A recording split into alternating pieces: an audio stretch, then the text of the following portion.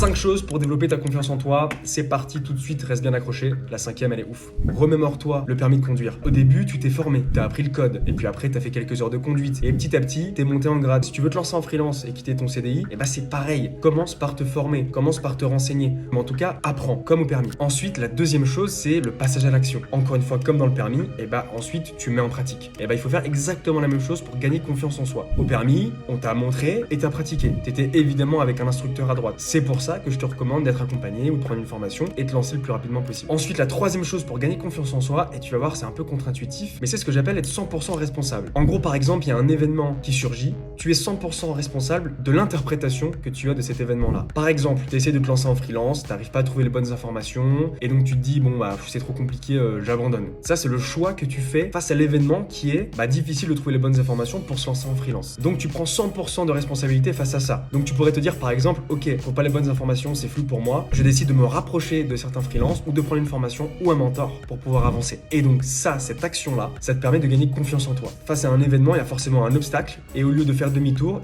tu vas aller droit dedans. Ensuite, la quatrième chose qui m'a bien aidé et qui pourrait grandement t'aider, c'est de cultiver 2 besoins. Le premier, c'est le besoin de gratitude. Quand tu te regardes en arrière, tu vois le chemin parcouru et tu vois là où tu en es aujourd'hui, et tu exprimes de la gratitude envers ce que tu fais et envers ce que tu entreprends. Ensuite, le deuxième besoin, c'est l'amour. Plus tu vas aimer ce que tu fais, plus tu vas avancer vite et bien. Il faut savoir aimer les galères, il faut savoir aimer le chemin, il faut savoir aimer cette partie-là, cet entre-deux en fait. Et ensuite, la 5e chose à faire, et comme je t'ai dit, c'est la plus puissante, c'est avoir un pourquoi puissant. En fait, ce qui va driver toutes tes actions, c'est savoir pourquoi tu fais ce que tu fais. Donc tu as ton pourquoi personnel, parce que je veux être épanoui, moins stressé, je veux voyager, je veux gagner plus d'argent, etc., etc. Et tu as aussi un pourquoi tourné vers les autres. Peut-être que tes potes, ta famille en ont marre de te voir dans cet état-là, déprimé, quand tu es fatigué, peut-être que tu es en burn-out, bref. Tu peux aussi te dire, grâce à cet argent-là, je peux peut-être faire le bien autour de moi, offrir des cadeaux à mes proches, à mes amis, donner pour des associations. Et le pourquoi puissant, ça te donne aussi de fortes raisons de ne pas abandonner et de continuer. Avec ces 5 choses-là, normalement, tu peux gagner confiance en toi. Et n'oublie pas, le plus important, c'est de se former et de passer à l'action.